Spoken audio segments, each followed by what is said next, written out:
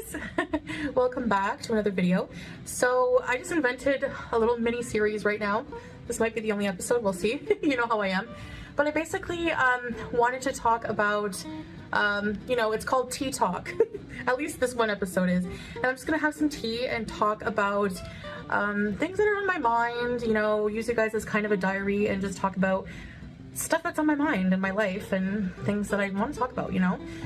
So today is going to be a subject about, I guess, a comment that really makes me reflect, that I see a lot. And it's, the comment is, and I've seen it many times, and I still get this, and it's that we miss the old Foodie beauty. People go through different phases of life. They go through growth. A human being is supposed to grow as a person, and the past, you know, we're supposed to learn from it and take what we need and leave the rest behind, you know. A lot of my past in the past couple of years is completely dead to me. Like, it's, and I've realized this, I've had to grieve it. I've gone through a lot of grief. I've gone through a lot of processing. And for me, I think I've gone through a lot of self-growth, and maybe I don't discuss that enough online, so I don't mind talking more about certain subjects. You know, I could talk about different areas of my life where I have grown and have improved. The me that you guys miss, I don't think that was the real me. And I was thinking, like, am I fake? Like, what is the real me? Because I'm still discovering who I am in a lot of ways, but I have done a lot of that self-discovery. I have to say, I think that the Foodie beauty you're missing in a lot of ways was a Foodie beauty that was meant to entertain you. That was a kind of a persona. Now, not all of it. I do have a very silly side. A lot of the time, dancing around, acting silly, all these things, I really did it just to have fun and entertain you guys.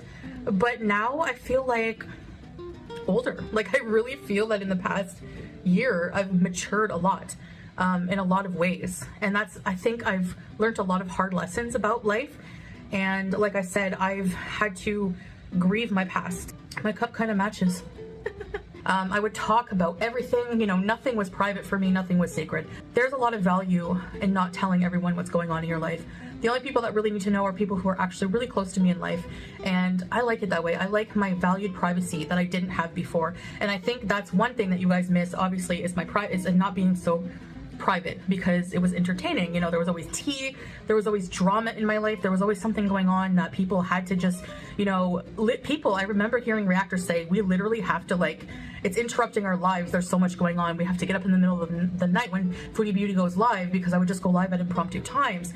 I was like invading my own privacy by doing that in a lot of ways. I was never one to really air my relationships online. I was very private, and I still am now with that, with my husband and I. But being involved with somebody who's abusive, that was a different story. That I had no problem airing everything out. I think that those instances should definitely be exposed. I was involved in a very toxic, narcissistic, abusive situation that, alhamdulillah, I'm so thankful to be out of.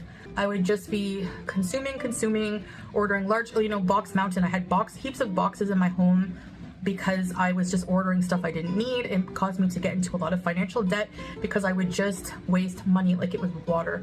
Like, it actually, I had to grieve that. That's one of the biggest things I had to grieve, was how irresponsible I've been financially.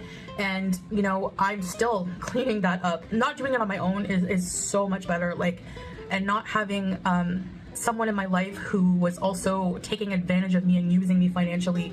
You know, somebody who couldn't pay their rent, so I would help them with rent a few times. Somebody couldn't even pay their own cigarettes, I would buy them, like, cigarettes. Like, that adds up. In Canada, cigarettes expensive. You know, somebody would say they needed money for like work uniform or something, like work equipment, and they would use it to gamble or buy drugs. I spent a lot of money on drugs. Like, if I think of how much money I spent on that, it really makes me mad. You know, what happened with BBJ, that's all out of my mind now. I've grieved that situation. You know what I mean? To me, she's already gone. She's already, you know what I mean? Like, that's it. She's already buried for me. But like the BBJ thing, it's out of my hands. It's something that I've come to terms with. So that past is gone for me. Like, that whole abusive situation, I'm done abusing myself financially. I'm done wasting money. I'm done being materialistic, and I'm done with so many things about my past that I don't miss. I really want to just start really working on my health a lot more, because I've gotten to a point where my whole life I've just thought, oh, I have another day, I have another day, I have another day to neglect it. And here I am with all these health issues that in my mind, in the back of my mind, knew that I was at high risk of, and I was just in denial. I don't miss those behaviors of, you know, dancing around half nude, all of that stuff. I find that, you know, I have a different opinion on that. I have more self-respect in that way. I feel better covered. I feel like I'm respecting my body, like I'm respecting my femininity, my sexuality, and it's only for one person who respects me and loves me. It's the only person who deserves to see that side of me. And before, I never thought that. I just used to think any attention from any male is good attention, you know. I used to think it was like a win to get as much male attention looking at me as possible.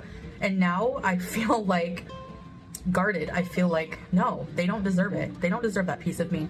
The only person who deserves that is my husband, because he loves me, he respects me, he provides for me, he's my protector, and he's the only person that deserves to see that. He put a ring on it, he gets to see that. For me, having learned those values in Islam, to respect myself, you know, Allah has, you know, kind of, I hate to say ordered, but, you know, has asked women to cover themselves with hijab, and that's to protect their sexuality, to protect from the eyes of everyone else, to protect, save it just for one person, because a woman's beauty is very special. I'm more at peace now, and I'm a lot happier. That's the one thing that keeps me wanting to go back to Canada, is that I don't miss my past. I was very anxious to get the heck out of there and away from that life as fast as possible. And it doesn't mean that it hasn't followed me. It has. You've seen me freak out once or twice.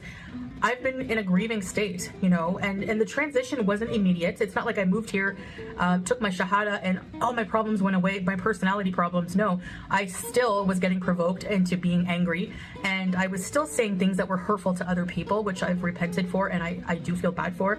I don't like to sink to that level, you know. I'm getting up there in age, and I think that the most important thing in life is really to just try to be the person that you wish other people would be. How many people still watch my old videos?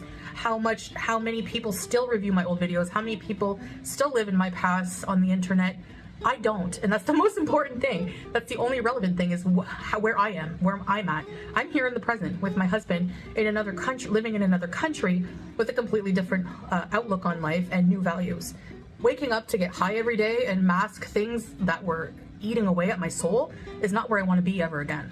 I think I'm getting to a point where I am accepting that that part of my life is just gone, and learning to clean up a lot of the damage, emotional, financial, everything that's come along with living that life for so long, you know. And that's it. Even people admit it. That's why you like to watch me back then. I was a train wreck, you know, but it's someone's life. This is my real life. It's not just entertainment, and it's realistically, it's, you know, it's not scripted, so it's not going to stay messy.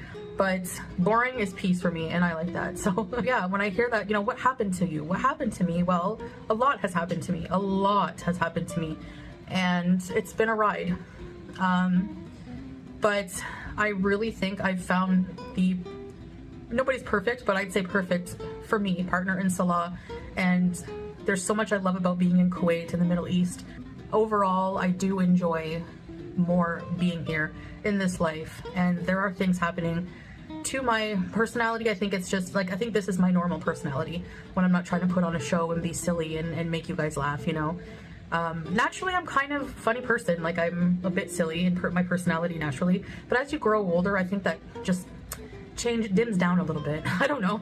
I'm not forcing anything. This is just how I've been. I'm not trying to put on a special persona to seem more angelic or anything like that. This is just, I'm more calm. I'm more at peace, and I'm not just how I'm acting naturally, you know. So I think that's it for this video. I just wanted to talk a little bit, and I will make more videos like this in the future, inshallah. But anyways, I wish you all a wonderful evening, and I'll talk to you soon. Bye!